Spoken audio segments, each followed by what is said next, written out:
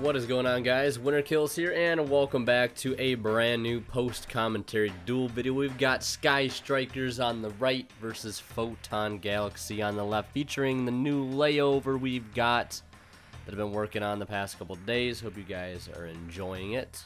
It's got some room to improve yet still, but right now I'm pretty happy with it.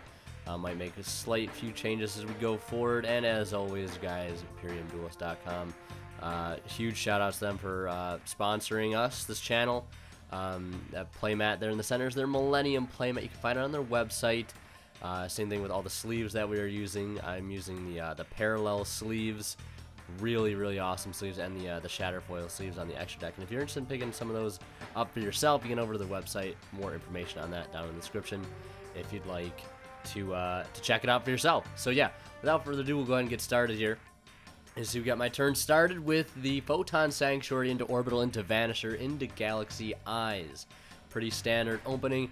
Now, the Sky Striker matchup for me personally is a very difficult matchup for a couple of unexpected reasons. And I guess I never really foresaw this as being one of the main issues I'd have going forward against this deck, but Shizuku pretty much ruins your day. And what do I mean by this? Well, it drops the attack of all your monsters, making a card like Soul Flare pretty much inaccessible sometimes, which is really annoying, forcing you to lose your battle phase just to clear that so you can make Soul Flare, perhaps cards back from the grave, because that graveyard recursion is pretty nice.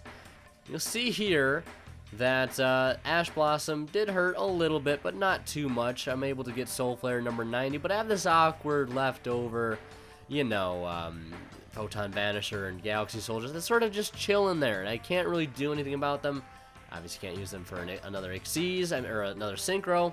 Not Synchro, where are my words going today? I can't use them for another Link. I mean, I could make a second Soul Flare or Hyperstar, but I don't play Hyperstar anymore, just because I valued a third Soul Flare over that other Hyperstar. Just because I believe late game having a third Soul Flare up your sleeve is really good.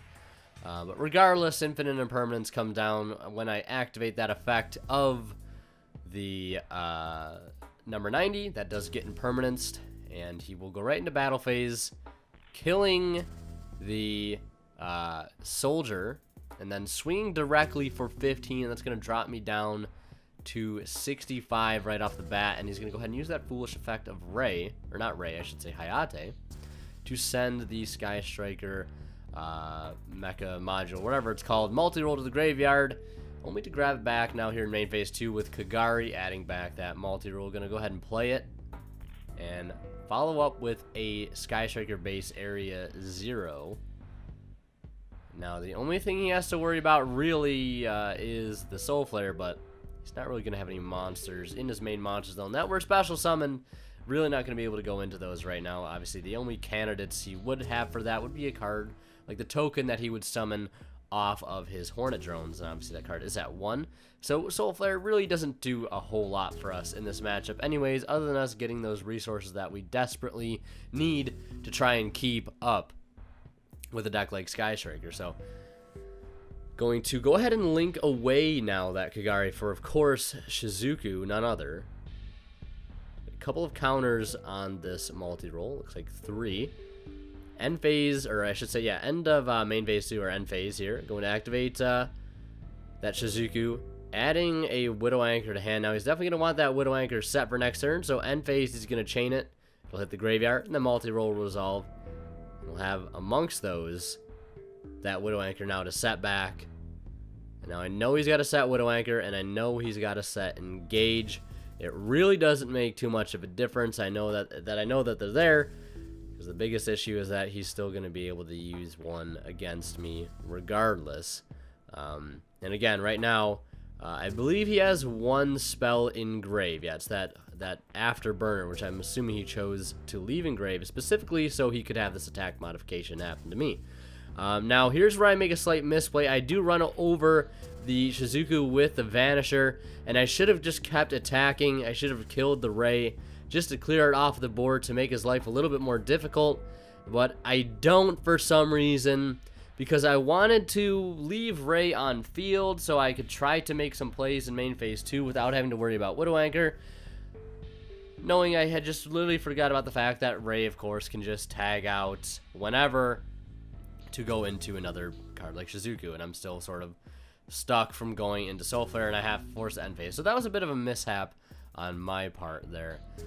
Again, the only other thing I could have done is I could have, you know, killed the Shizuku, and yeah, I do. It does net him an engage there in the end phase, which is really bad, but I think I'm in a pretty losing position as is. Gonna reveal up. Looks like he will get a card off that, and he will get the Sky Striker Ace Ray, sending the jamming waves. Pretty lucky there. But I think the most thing that, you know, I'm really gonna be able to do there, hypothetically, if I do clear the Ray, he doesn't go into Shizuku, I go into another Soul Flare to try to add back Knight, and it's gonna get Widow Anchored, the Soul Flare, or the Galaxy Knight's gonna get Widow Anchored, and my play pretty much stops, sort of in the same position where I'm at now. I was trying to make a little smart sort of big brain play, but it really didn't pan out like I thought it would, strictly because of that tag out effect that Ray does have. Adding another Widow Anchor to hand and resolving another copy of Engage here, absolutely just popping off now, as Sky Strikers do. Adding a copy of Shark Cannon, and that counter will go up to 2 on multi-roll. And now he's going to activate multi-roll to send that Twin Twister. Now, none of his Sky Striker spell cards can be responded to. They are all spell speed 4 right now. And he's going to go Widow Anchor, Shark Cannon, and I'm just going to scoop it up there anyways, because he's just taking way too many of my cards. Kind of getting a little uncomfortable. Leave my damn cards alone, if you know what I'm saying. Like, they just, the Sky Striker goes, just take. Get a little claustrophobic sometimes. Like, leave my cards alone, please. Let me play the game. Anyways, I digress. We're here in game 2. 1 check mark for the Sky Striker player. My friend Adam, of course, piloting the Striker. I think probably one of the best Striker players I know in the area, hands down. Definitely, for the most part, I would say he knows what he's doing. Some people would be like, no, he doesn't. But I think he's pretty decent. As far as I know from how to play Sky Striker, that is really. Thrasher, Vanisher, Orbital, the standard play being made here. But the rest of my hand, as you can see, I've got Galaxy Eyes.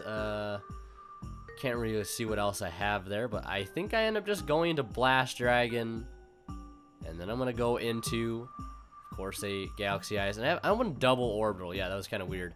Set called by, and looks like might be a set called by. Yeah, set called by, and looks like a Galaxy Zero in hand. So with that hand, not really a whole lot is possible. There might have been one play perhaps that I missed. Maybe I could have gone for a number 90 Soul Flare play, but instead I opt to go for this play because I value the non-targeting effect that my Blast Dragon is going to give me, and I'm just sort of hoping he doesn't have any sort of out. But there's Pankratops coming down, joining the Sky Striker Ace Ray, able to special summon that. So long as I have more monsters than him, at the time he chooses to summon it, and that will clear the set card it's going to be called by. Can't even chain it because it doesn't have any monsters in grave the time that is activating, so he's gonna go ahead and tag out. I'm not sure if he's tagging out or distributing there, but regardless, I know he is going to tag out because he is chaining in response to that Sky Striker base field spell. I don't believe he grabbed anything off it, but now in battle phase here, I believe going to proceed to the battle phase and swing directly for 15. Of course, when that battle damage is done, he's going to use that Hayate effect to now Foolish. Of course, the Sky Striker card. It's going to be another multi-roll this time.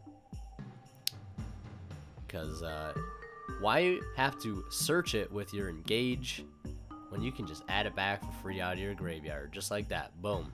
Adds it back. Going to go ahead and activate it now. Go ahead and play an Engage. Get his counter. Get his engine sort of going here. Get that counter on the multi-roll. Getting his plays going. But still, even with the cards he has now, with that Orbital equipped to Starleaf Photon Blast Dragon, that does put Blast Dragon over 2000 attack threshold. Therefore, he cannot be targeted or destroyed by card effects. And of course, the Galaxy Eyes Photon Dragon on my side of the field cannot be targeted or destroyed by card effects. So I'm safe from Widow Anchor. I'm safe from Afterburners for the most part.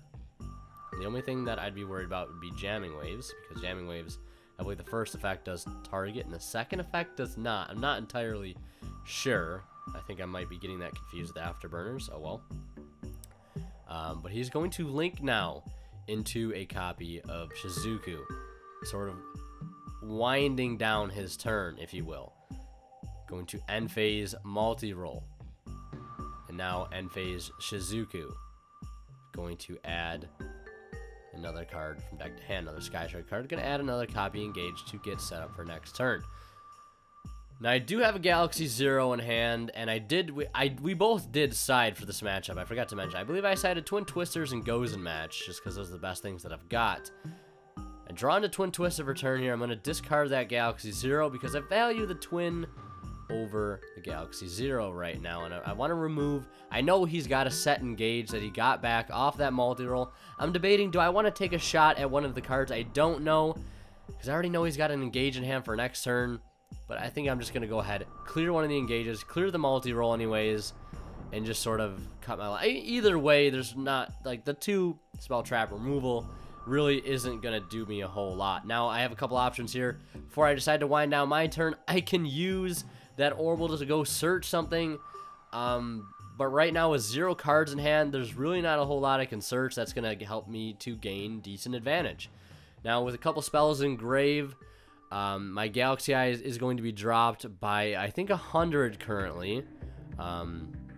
So he will take 14, and then Ray will get summoned out. And I believe he is going to use Ray's tag out effect here in main phase 2. I'm not entirely sure. But again, like, I don't want to put, I mean, granted, I just try to play it really safe in this matchup. I do want to try and get more of this matchup recorded for you guys, because I believe it is a matchup that can go in Photon's favor. You do get to win the dice roll. You do get to get a nice first turn setup. Gonna reveal another, I believe it was engage or something off that that Sky Striker base, but anyways, this is all kind of downhill from here. Adding back multi-roll off the Kagari, of course, after he did the whole chain Ray to field spell. Multi-roll coming back down. And sort of right back to where he was, essentially. Now, like I said, the only cards I did end up siding were, I believe, 3 copies of Twin Twister, 3 copies of Gozen Match. I may have sided copies of Forbidden Lance. I'm not entirely sure, because Forbidden Lance, I found, is a pretty decent budget side deck card, to say the least, when going against Striker. If you do have to go second, find yourself those Widow Anchors causing a bit of yourself a bit of a headache, look to Forbidden Lance, as it will, or even Forbidden Dress, I should say. If you don't want that 800 attack drop, Forbidden Dress, I believe, prevents anything from targeting. So Forbidden Dress, another decent alternative there.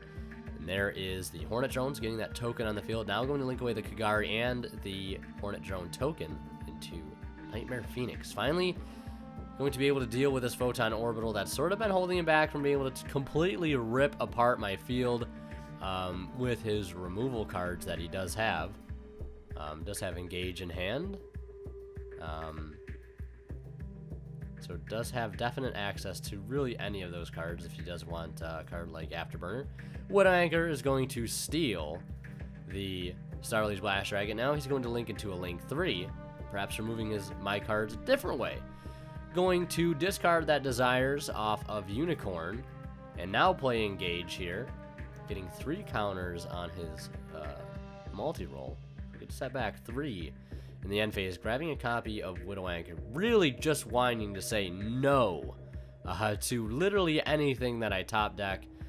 Definitely doing so by grabbing that Widow Anchor, and I think he drew into Pankratops there off of that Engage draw.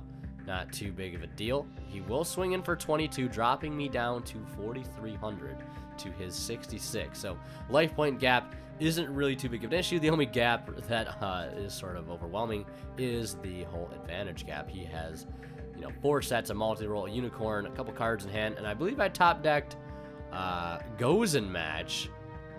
So I was able to see side deck cards in this matchup, but just not, of course, at the right time. What else is new? Sounds like the story of my life. I see my side deck cards in the worst time. I see too many of them, bricks my hand, like it happened the tournament report I gave for Photon Galaxy on stream the other day. I opened up like double hand trap against the World Legacy or World Chalice player. I was able to stop some of his plays, but had nothing to follow up with. I top decked that Soldier, and I'm gonna go ahead and scoop him up there. Obviously doesn't have complete damage on board or complete game on board, but next turn he will anyways, so I just go ahead and scoop him up there. And hope you guys enjoyed this match. Hope you guys like the new overlay. Yeah, see, I cited the Lances, the Gozens, and the Twins there. I really cited like Pankratops and maybe some other cards like Evenly Matched. Just some really decent cards for when he has to go into my going first boards. But yeah, Evenlies and Pankratops look like came in for him. And of course the Twins, Gozen, and Lances for me. Decent sides all around, decent match all around. Again, I think this can go in Photon's favor. You do have a decent grind game. It's just all about getting the right setup, which I did not, obviously, either game 1 or 2. Was it a complete blowout? I mean, I guess you could argue it was, but oh well. Either way, I hope you guys enjoyed the video here today. If you did, be sure to leave a like. Let me know what you think down in the comment section below. And, of course, if you are interested, want to pick up any new mats, any new sleeves, head over to ImperiumDuelist.com down in the description below to find more information on that. As always, guys, thank you so much for watching. As always, Winner Kill signing out. We'll see ya in the next one.